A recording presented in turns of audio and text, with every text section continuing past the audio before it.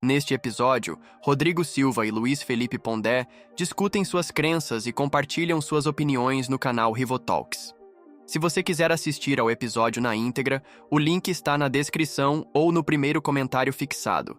Como cada um de vocês entende a morte e o que isso diz sobre o sentido da vida? Essa pergunta é tão simples que eu vou deixar o meu motorista responder. Vocês conhecem essa história, né? Eu vou deixar o meu motorista responder, viu? Assim, a coisa só fica pior, né?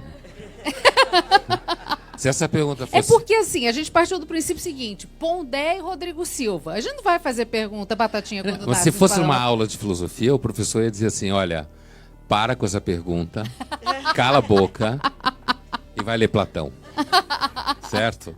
Quer dizer, essas e quase todas que a gente está tendo aqui, certo? É que eu adoro, eu vendo as entrevistas de vocês, o Pondé, em um dado momento, ele fala o seguinte, não é que eu duvide de Deus, mas se eu morrer, chegar lá em cima e encontrar, eu vou falar, putz, cara, bacana te conhecer, vamos trocar uma ideia?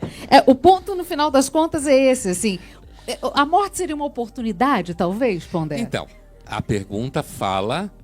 O que a gente entende como a morte? Isso. E o que isso diz sobre o sentido da vida? É só isso. Obrigada, Gabriel.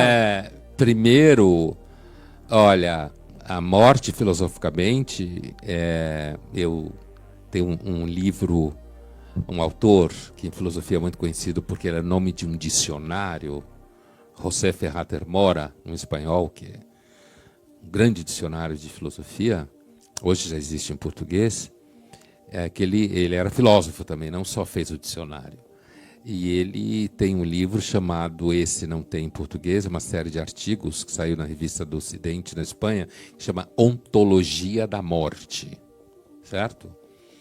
E onde ele tenta estabelecer exatamente o que é a morte do ponto de vista da ontologia, ou seja, da ciência primeira do Aristóteles, do ser. Eu lembro, por exemplo...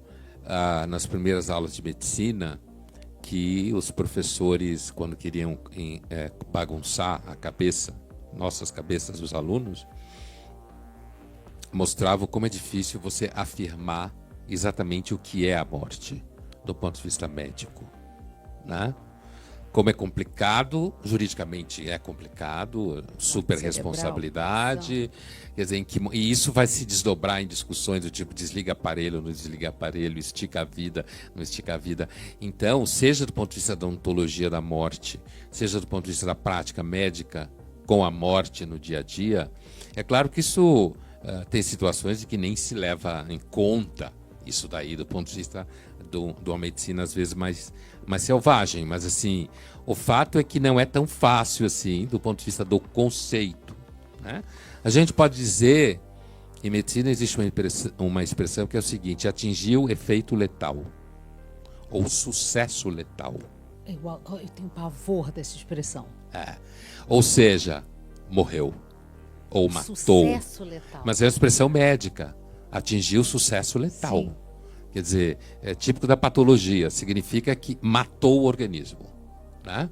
O sucesso significa que o agente agressor, seja ele qual for, ou a desordem fisiológica que se instalou, tem uma dinâmica que é justamente se impor àquele organismo e eliminá-lo. Aliás, é uma das coisas que o Ferrater Mora discute, porque do ponto de vista de um corpo que... de repente invade um outro corpo, ou esse outro corpo ele mata, mas para ele era importante fazer aquilo, para a própria fisiologia dele. Sim. Né? Então, a morte é mais fácil a gente lidar com ela do ponto de vista, como os filósofos falam, do senso comum. Talvez a melhor forma de se lidar com a morte é chorar, se revoltar, ficar puto. Viver o luto. Viver o luto, né? Muitas vezes lidar com o fato de que essa é uma experiência humana, até onde a gente sabe, não acho que seja só humana, mas até onde a gente sabe, de olhar para a morte e entendê-la como um absurdo total, né? A negação completa de qualquer sentido, né? Eu não estou entrando aqui na crença de que existe a vida após a morte. crença essa que evidentemente eu não tenho, né? Mas assim, tem algumas fórmulas históricas, religiosas de solução de vida após a morte que eu considero bem fraquinhas, né? Já lidei muito isso com alunos em sala de aula, assim. Tem certas, tipo, imaginar o paraíso, como eu lembro de uma novela e num filme, gente de branco, andando numa praia. Quer dizer, é de uma pobreza cognitiva. Por quê? Porque, na realidade, a gente não consegue imaginar o que é. No politicamente correto vai ter que ser gente andando de preto. Porque senão vai pegar mal. Vai pegar mal. Vai pegar mal. Porque associar o bem ao branco. Ou de todas as cores. Né? Todas as cores, também, para que ninguém fique de fora, né? Então, puta bode isso. Puta bode para mim. Mas assim, então, eu acho que quando a gente começa a tornar a morte objeto de um raciocínio complexo e técnico, ela pode se tornar um problema a mais.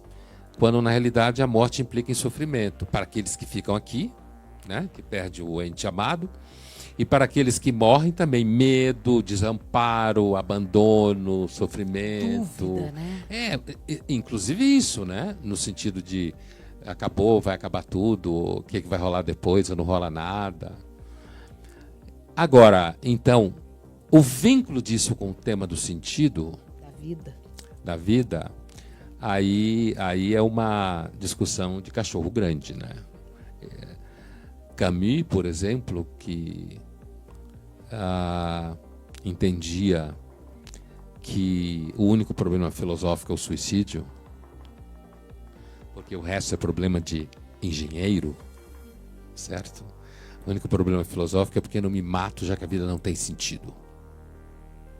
Então, assim, mito de Sísifo, né? Que na realidade o raciocínio todo vai levar à ideia de que é quando você cansa de empurrar a pedra para cima que você pode encontrar algum sentido. Ou seja, como dizia o Sr. Han também, filósofo romeno que eu gosto muito, quer dizer, às vezes as virtudes só são atingidas pelo cansaço, né? Quando você não cansar, você não atinge virtude nenhuma, né? Mas, ainda no Camus, quer dizer, a ideia da filosofia do absurdo do Camus, a dissociação profunda entre a expectativa humana de significado, que é, então, o personagem no palco, o ser humano, e o mundo como cenário desse palco onde o personagem se move, nega qualquer sentido. Nega, é indiferente. Muitas vezes pode ser maravilhoso, mas aquilo que é maravilhoso hoje pode se transformar em algo não maravilhoso, né? Ao longo da história, da vida, das experiências. Então, sabe aquela ideia do Shakespeare, né? Do Macbeth? A vida é um ator correndo de um lado para o outro do palco, um roteiro escrito por um idiota, cheio de som e fúria, significando nada, né? Então, essa é uma compreensão tipicamente trágica. O Camus é um autor trágico, claramente trágico, né? Claramente trágico, a posição do Camus. Então, essa é uma visão trágica da realidade, né? E a experiência do sentido é construída, muitas vezes não de forma consciente, depende da história de vida que você tem, da família que você nasceu. Quais são os seus princípios, os seus valores? Eu suspeito profundamente que temperamento é destino, né? Assim, você tem um temperamento A, pode determinar uma certa forma de desdobramento da sua vida. Você tem um temperamento menos A ou B, isso se transforma em outro desdobramento, né? Agora, qual é o vínculo entre a morte e o sentido da vida? Numa resposta curta, eu diria, para além de qualquer crença em vidas após a morte pode ser uma das experiências mais poderosas de negação do sentido da vida. Justamente pelo fato de que ela é indiferente, cruel, certo? É claro que alguém pode dizer, não, mas exatamente lutar contra a morte é o sentido da minha vida. Sei lá, um aluno que entra no primeiro ano da faculdade de medicina pensando que a medicina é isso. Então, assim, o sentido da minha vida é lutar contra a morte. Ou viva todos os dias como se fosse o último, que você não sabe qual vai ser o dia de amanhã, então vive intensamente. Eu acho essa frase, ela vale mais. O destino dela, na forma do senso comum, ficou muito claro na propaganda do Visa. Certo? Essa história de viva o instante, né? Assim, tinha uma propaganda do Visa, assim. Sim, né? Sim. O Visa dá a você a chance de ver o instante. Continua tendo, você falou deles aqui, foi um marketing. É isso. Então, eu não sei se ela ainda passa, mas eu lembro muito bem Sim, dela, sim. porque me chamava a atenção e dizia, olha onde foi dar essa ideia de viver o momento presente. Ou né? Deus serve, porque eu mereço, né? Aquela coisa. Bom, marketing, propaganda, acho que isso. Bom, então é isso que eu penso. Quer dizer, é claro que, grosso modo, a morte é um grande problema para o sentido da vida. Né? Principalmente quando uma das características do luto é o sentimento profundo de que aconteceu um crime. Um ser que você ama não existe mais. Você vive como um crime. Né? O Freud vai dizer que o normal é que você sofra muito e depois isso desapareça. O melancólico passa a vida inteira com a experiência de perda de um objeto, que na realidade é ele mesmo. Mas assim, então, eu acho que o que melhor fala da morte é o luto. É o sentimento de que isso é um crime. Não podia acontecer. Não deve acontecer. E que você sente quando isso acontece muito perto de você, com o ser que você de fato ama. Né? Mas sem dúvida nenhuma, tanto é que tem gente que suspeita que se o homem não fosse mortal, não existiria religião. Sim. Porque aí não existiria esse grande problema. Para você, qual é essa relação, Rodrigo? Eu estava pensando no Camus também, quando você falou aí, esse grande problema filosófico, né? Por que a gente continua vivo? Porque para morrer, qualquer criança já é velha o bastante para morrer. Um recém-nascido já é velho o bastante para morrer. E a gente não aceita. Por mais que a gente entenda um processo natural, mas a gente não aceita. E não aceita, e às vezes algum cético pode até bater no pé e falar assim, não, isso é coisa de religioso, eu não tenho medo da morte. Bullshit. Exatamente, com certeza. Você sabe como é que crente xinga às vezes? Que bosque. Para não falar. Então, bullshit. Então, eu traduzi aqui politicamente correto. Então, o que acontece? Tudo bem, ele pode não ter medo da morte, mas e se ela atingir alguém que ele ama? Então, o ponto é esse. Compensa ficar vivo? O Sísifo, que ele menciona ali, é uma mitologia grega do camarada que foi condenado pelos deuses a ficar sempre empurrando a pedra até o topo. Aí quando ele chegava lá no topo, a pedra voltava. E no outro dia tinha que fazer isso de novo. Quer dizer, ele passava a vida toda. Ele falou, a vida é isso, a gente está empurrando uma pedra. E convenhamos, nós nos passava, todo mundo passava, então para que a gente vai perder tempo com isso? E não só o Camus, muitos filósofos embarcaram nessa até antes dele. Você tem o próprio Heidegger. Embora o Heidegger não aceitava ser chamado de existencialista, mas a filosofia dele embarcou bastante nisso aí. O Wagner e outros mais a gente podia citar. E o que o existencialismo fala? Eu tenho que ter a consciência da minha existência, é muito self, eu. E a partir disso aí é o seguinte, olha, não creio em Deus, não creio no transcendente, a morte está aí, eu tenho a vida, então o que eu tenho que fazer? O que eu tenho que fazer é procurar viver esse ato entre o aqui e o daqui a pouco, da morte, da melhor maneira que eu posso. Se bem interpretado ou mal interpretado, eu não sei, mas é com base em pensamentos de Heidegger que você vai ter Sartre e Simone de Beauvoir colocando uma vida que alguns vão colocar como bastante hedonista, né? Aproveitar. E hoje, você falou do cartão de crédito aí, tem muita gente que não leu uma linha desses filósofos existencialistas, não sabe nada de filosofia, mas ele tem a filosofia existencialista. Quando você vê assim, olha, você tem que cuidar para não chegar na velhice e se arrepender dos beijos que você não deu, das meninas que você não azarou, das experiências que você não experimentou. O que você não viveu. E a religião é muito atacada nesse ambiente, porque a religião é uma reprimenda de vontades.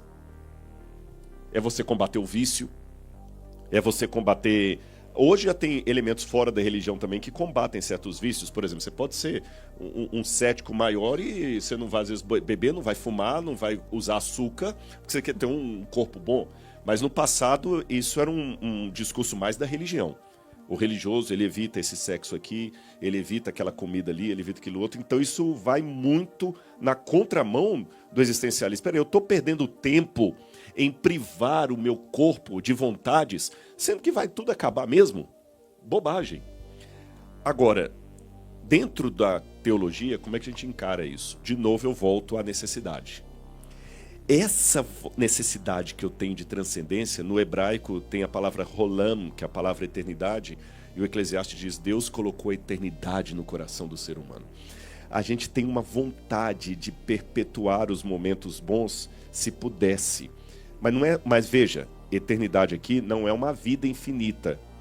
Porque imagina um camarada num asteroide, sabendo que ele é o único ser de todo o universo, e ele tem uma ampola de veneno e outra da vida eterna. E ele, por acidente, toma a ampola da vida eterna e fica a eternidade toda no asteroide. Não tem graça nenhuma, é melhor morrer. Sim. Então, eu estou falando uma vida eterna com propósito. A gente quer isso. Você quer eternizar aquele momento em que o seu bebê falou pela primeira vez o seu nome, o primeiro beijo que você deu na pessoa que você ama. A gente quer isso, tem isso. Então, essa talvez é a bifurcação entre o ateísmo e o teísmo. O ateísmo fala assim, eu não tenho resposta para isso, acabou, vou acomodar. O teísta fala assim, não, se tem esse buraco aqui, eu vou atrás. Se eu posso comparar numa parábola, talvez não muito correta, seria como se eu tivesse com uma doença, eu vou até o hospital, e o hospital fala o seguinte, olha, você está com essa doença, e aqui não tem nada que nós possamos fazer por você. Se eu estiver errado aqui, pode me chamar a atenção, viu, Pondé? É uma leitura particular. O teísta vai falar o seguinte, não tem solução para mim nesse hospital, mas alguma solução tem que ter. Eu vou para a Unicamp, eu vou para a USP, eu vou para a clínica tal. O ateísta vai falar assim, isso não tem solução, então eu vou ficar no hospital até morrer.